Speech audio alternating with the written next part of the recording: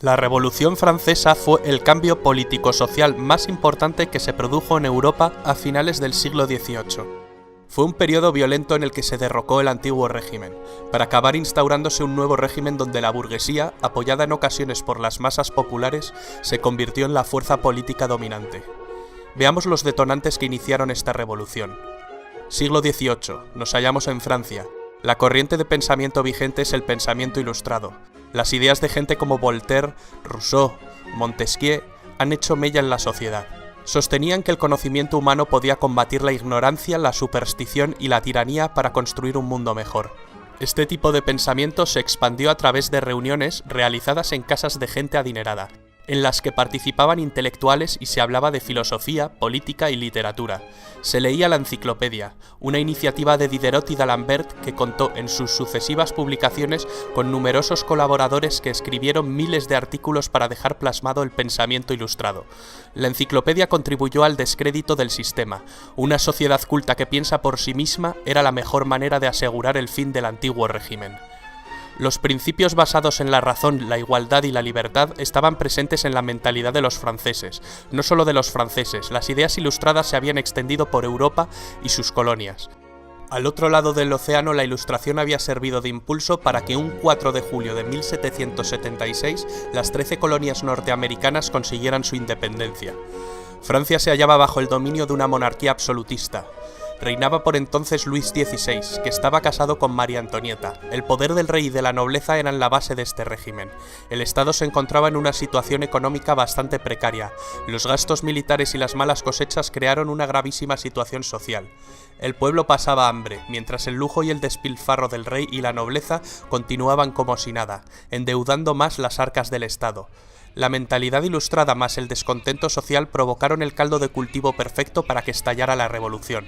Pero antes vamos a ver cómo estaba dividida la sociedad francesa.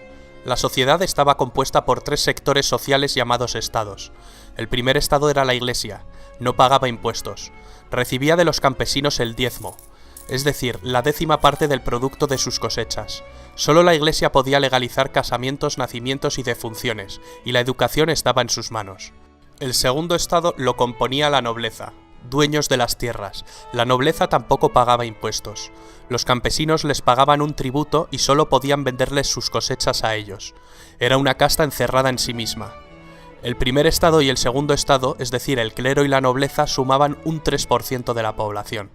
El tercer estado comprendía el 97% de la población restante, y su composición era muy variada.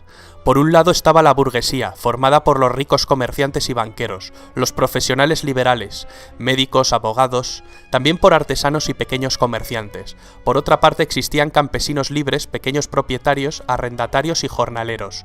El tercer estado carecía de poder y decisión política, pero pagaba todos los impuestos, hacía los peores trabajos y no tenía ningún derecho. La burguesía necesitaba tener acceso al poder y manejar un estado centralizado que protegiera e impulsara sus actividades económicas, tal como venía ocurriendo en Inglaterra. Pero volvamos a París. Cuando la precariedad provocó revueltas, la gente fue a quejarse a Versalles del hambre que pasaba. Entonces corrió el rumor de que la reina, muy altanera, pronunció la frase: «Pues que coman pasteles». Algo así trascendió y resultó bastante provocador. Para levantar el grave déficit presupuestario, el rey tuvo que declarar al Estado en bancarrota y convocar en 1788 los Estados Generales, un parlamento medieval que se había convocado por última vez 174 años antes. Una asamblea donde los diputados de la nobleza, del clero y del pueblo se reúnen. Estuvieron presentes unos 1.200 diputados. La mitad representaba a los 2 primeros estados y la otra mitad representaba al tercer estado, que había conseguido duplicar su representación. La sesión inaugural fue presidida por el rey Luis XVI. La nobleza y el clero reclamaban el voto por estamento, que les aseguraba la mayoría sin necesidad de lograr un consenso. El tercer estado pedía el voto por cabeza, que permitía más igualdad en la votación. Ante la negativa de los 2 primeros estados y el consecuente bloqueo de toda votación, el tercer estado invitó a que diputados sueltos de la nobleza y del clero se unieran a ellos. 2 nobles y 149 miembros del clero lo hicieron.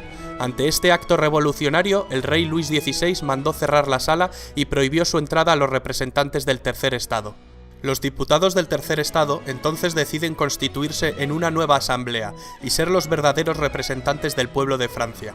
Encontraron otro lugar de reunión, la Sala del Juego de Pelota de Versalles. Esta asamblea tomó el nombre de Asamblea Nacional, prometiendo permanecer unidos hasta dar una constitución a Francia. El rey intentó la disolución de la asamblea.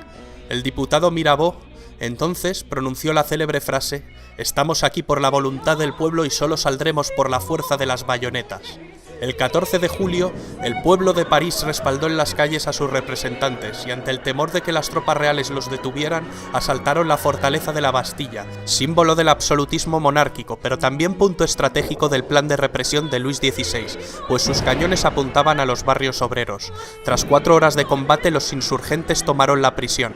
Retornando al ayuntamiento, la multitud acusó al gobernador de la prisión de traición. Le apuñalaron y recibió un balazo que lo mató.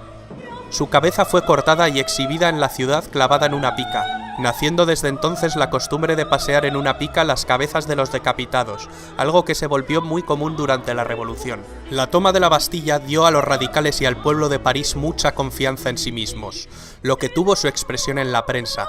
Jean-Paul Marat, un médico que fundó un periódico de enorme éxito, se convirtió en la voz de la revolución y en una especie de líder del proletariado con su continua hostigación a los ricos. El rey acabó cediendo e invitó a la nobleza y al clero a que se unieran a la nueva Asamblea Nacional. La asamblea adoptó el nombre de Asamblea Constituyente. Entre las labores que llevaría a cabo la Asamblea Constituyente destacan la aprobación de la Declaración de los Derechos del Hombre y del Ciudadano, la supresión del feudalismo, la apropiación de los bienes de la Iglesia, la constitución civil del clero, la libertad de prensa y, por supuesto, la redacción de una constitución. En esta asamblea se sentaban a la derecha los que defendían una monarquía parlamentaria. A la izquierda, partidarios de una república, se sentaban los que representaban los intereses de las clases medias y populares. Así nace la definición ideológica del concepto entre ser de derechas o de izquierdas. A finales del mes de septiembre de 1789, en París circulaba el rumor de que el rey estaba formando sus tropas, y los periodistas, con Marat a la cabeza, azuzaron a la gente con el fin de que reaccionase. La gente marchó a Versalles, acampó, organizó revueltas a las afueras de Palacio e incluso un grupo de mujeres entró en Palacio y decapitó a miembros de la Guardia Real. Después exigieron al rey que trasladara su residencia de Versalles a París, y así lo hizo. Una gran multitud desfiló a París y el rey tuvo que alojarse en el Palacio de las Tullerías. Era una manera de tenerle más controlado y poder someterlo a la voluntad popular. La Asamblea Constituyente, que trasladó también su cámara a París, consigue aprobar la Constitución en 1791. Francia funcionaría como una monarquía constitucional. La Constitución establece que la soberanía reside en la nación y ya no en el rey. Al rey no le queda otra que aceptar la Constitución. Con su poder enormemente debilitado, el rey empieza a pergeñar un plan para recuperar su poder. Sabe que solo puede hacer esto con la ayuda de un ejército extranjero. Su plan es escapar de las Tullerías para alcanzar la frontera más cercana. El rey y la reina se disfrazan de criados y escapan durante la noche. Cuando están a punto de alcanzar la frontera con Austria, su plan fracasa. Les descubren y les apresan. En este momento, el doctor Guillotin había propuesto un sofisticado método de decapitación que presenta a la asamblea. El periodista Marat, entusiasmado con este artefacto, apoda al aparato guillotina. Acabará teniendo un papel muy importante. Con los reyes presos y por miedo a un ataque inminente, la asamblea se anticipa y declara la guerra a Austria, el país de la familia de María Antonieta. Pronto Prusia se une a Austria. El 10 de agosto de 1792, las masas asaltaron el Palacio de las Tullerías y la Asamblea Legislativa suspendió las funciones constitucionales al rey. La Asamblea acabó convocando elecciones con el objetivo de configurar por sufragio universal un nuevo parlamento que recibiría el nombre de Convención Nacional. Aumentaba la tensión política y social en Francia, que además se encontraba en guerra e iba cediendo territorios ante sus enemigos. El nuevo parlamento elegido, compuesto fundamentalmente por los jacobinos con Robespierre a la cabeza y los girondinos de corte más moderado, deciden abolir la monarquía y proclamar la república. Abren un juicio al rey por traición que finalmente es condenado a muerte. Muere ejecutado en la guillotina. La reina María Antonieta acabaría corriendo la misma suerte y sería ejecutada más adelante. La revolución se había radicalizado. Durante este periodo se produjo el ajuste de cuentas entre los jacobinos radicales y los girondinos moderados. El sanguinario Marat arremete en su periódico contra los moderados y publica listas de supuestos traidores a la revolución.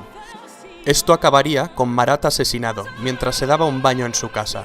La consecuencia: Marat se convirtió en un mártir, en una leyenda de los radicales. La Convención Nacional redactó una nueva constitución. Creó también un nuevo calendario, según el cual el año 1792 se convertiría en el año 1 de su nueva era. Cambiaron los nombres de los meses: floreal, brumario, germinal. Se quitó la semana con el fin de suprimir las connotaciones religiosas del domingo y cada mes se dividiría en 3 periodos de 10 días. Los grandes oradores Robespierre y Danton son las figuras revolucionarias que cobraron más protagonismo en este momento. El poder legislativo de la nueva república estuvo a cargo de la Convención, mientras que el poder ejecutivo recayó sobre un órgano de nueva creación, el Comité de Salvación Pública, con el fin de salvaguardar la República. Este órgano cayó bajo el mando del jacobino Robespierre. Los jacobinos desataron lo que se denominó el Reinado del Terror, entre 1793 y 1794, una especie de dictadura jacobina. El experimento republicano francés acabó evolucionando en un régimen terrorista. Entre 10.000 y 40.000 personas fueron guillotinadas ante acusaciones de actividades contrarrevolucionarias. Los inclementes responsables del terror sirvieron mal a los ideales que decían defender. Sacerdotes y miembros de la nobleza fueron guillotinados. Mientras tanto, en la guerra en la frontera, un joven general está comenzando a ganar algunas batallas para la República Francesa. Se llama Napoleón Bonaparte, pero en el interior una rebelión que llegó a convertirse en una verdadera guerra civil enfrentó a los partidarios de la Revolución Francesa y a los contrarrevolucionarios. Se denominó la Guerra de la Vendée. La locura colectiva hizo que los propios líderes revolucionarios corrieran la misma suerte al ser acusados y condenados por celos de sus rivales o por aspirar a una dictadura personal. Robespierre propone más terror como un camino hacia la virtud. Danton, sin embargo, cree que es el momento de acabar con el terror. Consecuencia: guillotinan a Danton. Aumenta el número de ejecuciones. Lo que se conoce como el Gran Terror. La locura de Robespierre solo podía acabar de una manera, con su cabeza cortada en la guillotina. Con la caída de Robespierre acabó el terror, pero no la revolución.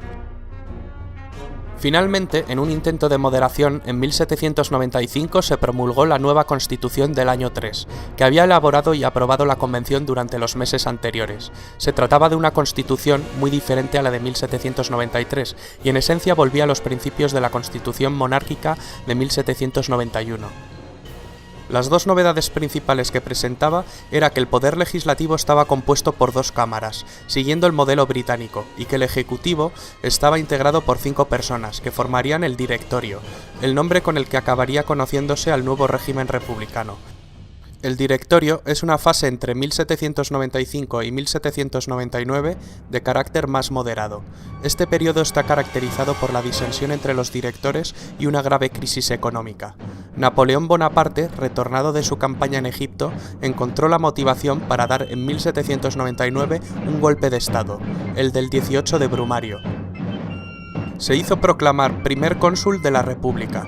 Comienza la fase política del consulado. En esta etapa consiguió restablecer el orden interno con gran apoyo del pueblo francés. La economía volvería a crecer. En 1804 vuelve a dar otro golpe de timón mediante un plebiscito y Napoleón se proclama emperador. Para muchos historiadores aquí acabó la revolución, pero el grito de la revolución aún pervive hoy en día en todas partes. Libertad, igualdad y fraternidad. Estas palabras cambiaron la historia de Occidente para siempre.